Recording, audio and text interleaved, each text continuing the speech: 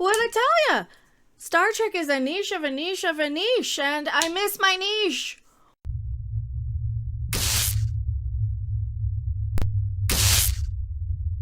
I am Mecca. Bookmark this channel. I love talking about Star Trek. I love ripping on the bad stuff. I love loving the good stuff.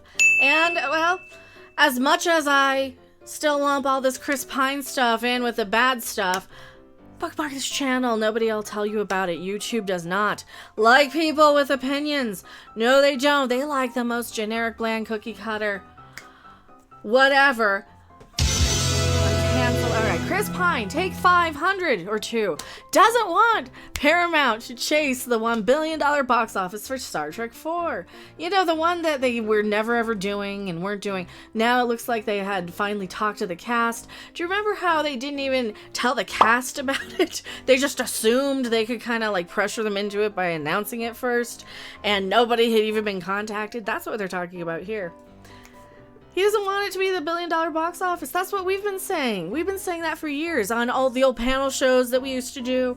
We've been saying it on the new panel shows we've been doing. I think I've been mentioning this probably since I've been a little, I don't know,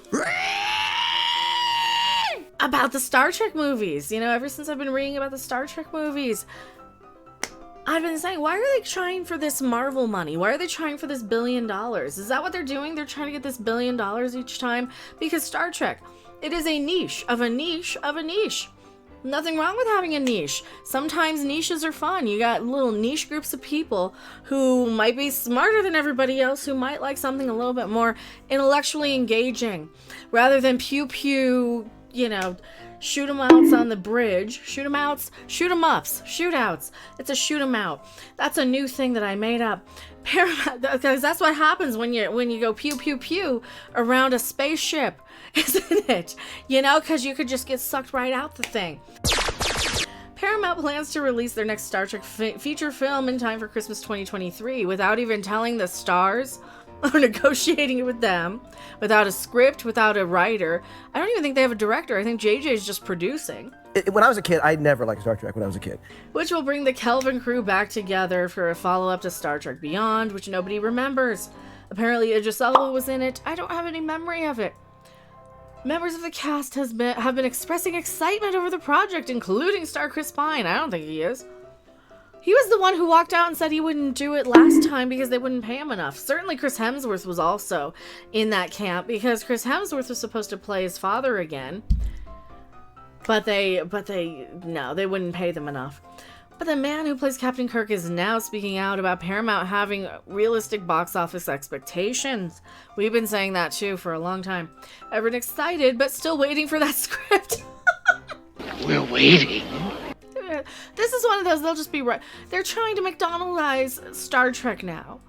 They're just trying to crank these out like it's a new, we have to debut a new special sandwich in time for this holiday or this promotional thing. That's all it is. It's going to be this limited time thing to promote the franchise, and then it's gone. So people will come back and be like, I'll come watch a new Star Trek movie. Give them their money.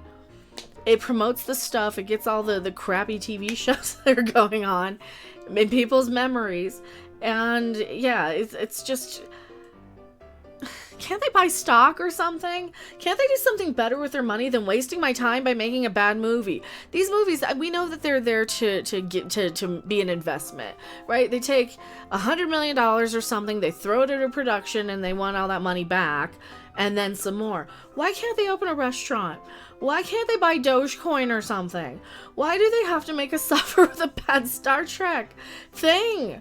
I mean, for crying out loud, everybody's excited but waiting for the script. We're not. We're not, though.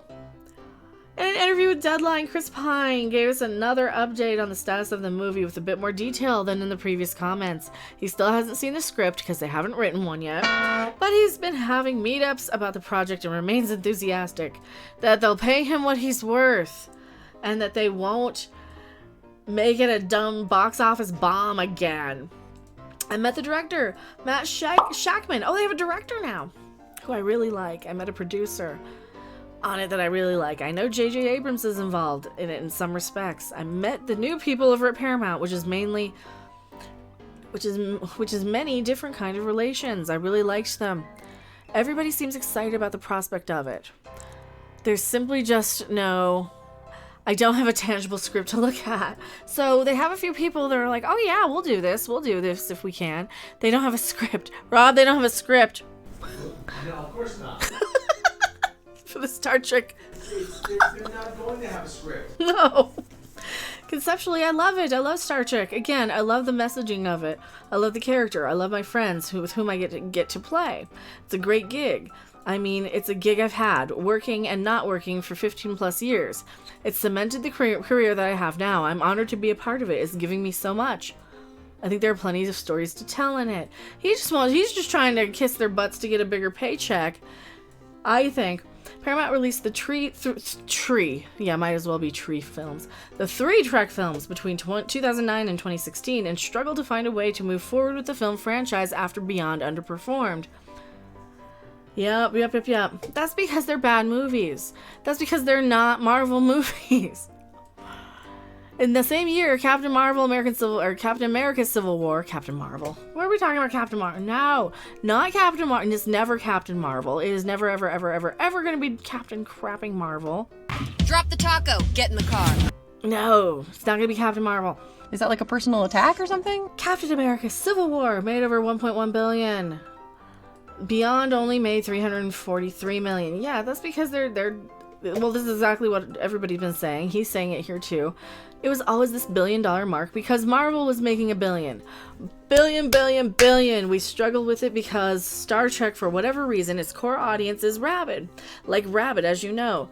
To get these people that are interested, that maybe are Star Wars fans or think that Star Trek is not cool or whatever, prove it to be. We've definitely done a good job of it, but not the $1 billion kind of job they want. Yeah, because Star Trek's too smart for most people. It always felt too philosophical for me. I hate to say it. I hate to sound like an elitist.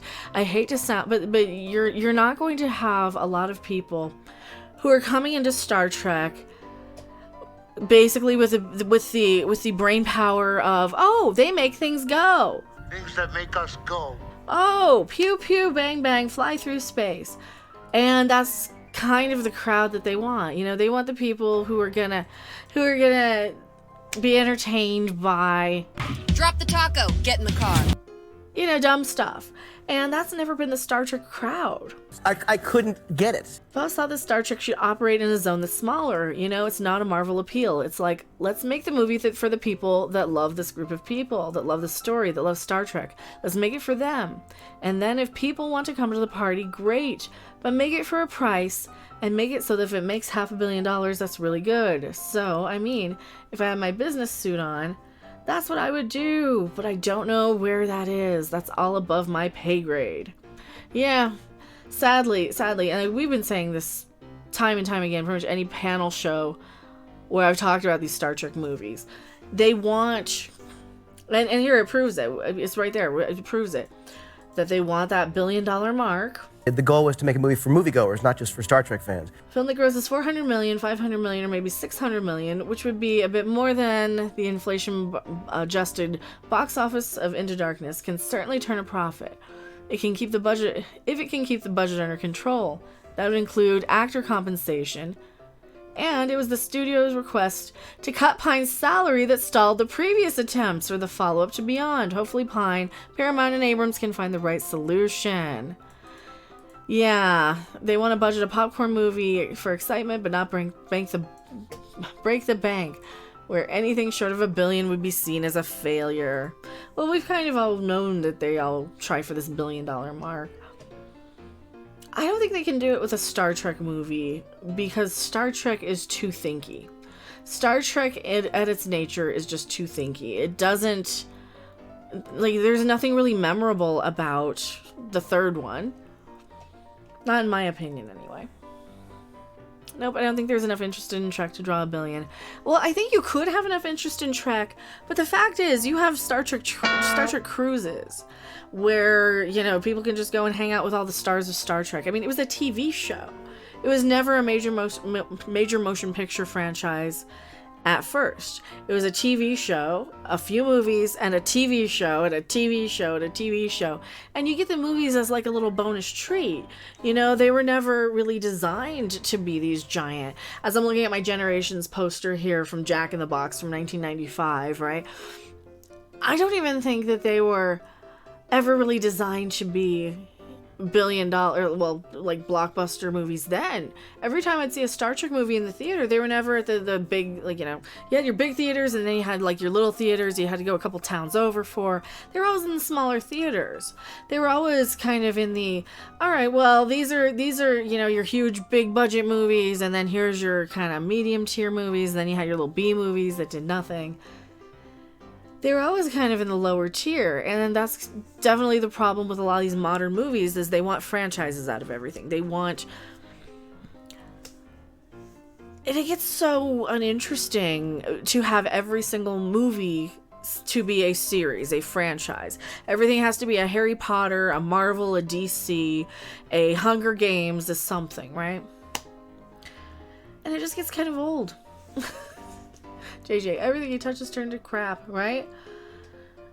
JJ, Alex Kurtzman, all these people. I mean, yeah, they're great at taking something that somebody else put all the brain work into. They don't create anything original. All the work's been done for them already by people who develop these characters and these crews. When I was a kid, I never liked Star Trek when I was a kid. All the groundwork's been laid out for them. They already have the character names, the costumes for the most part. They already have the premise of the show. Everything's named. The Enterprise has a name. All the characters have names for the most part, except the one or two new ones that they're adding. They already know who are friends, how the relationships work, how the universe works. They're just rehashing the same stuff. They're just copy and pasting.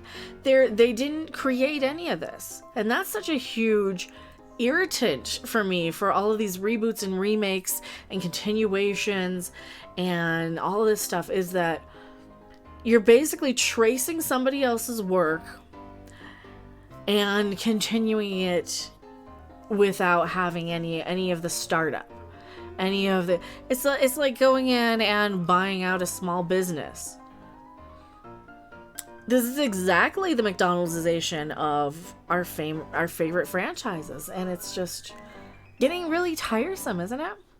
What? You're probably close. I'm close. Yeah, that's probably it. They're trying to will it into existence by keeping it in negotiation. But see, it's in development. See, we've got a release date.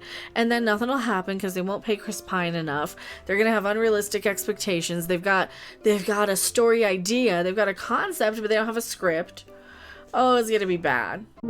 Thanks for watching. If you liked it, make sure to hit that like button. And if you want to see more, don't forget to subscribe. See you in the next video. Bye!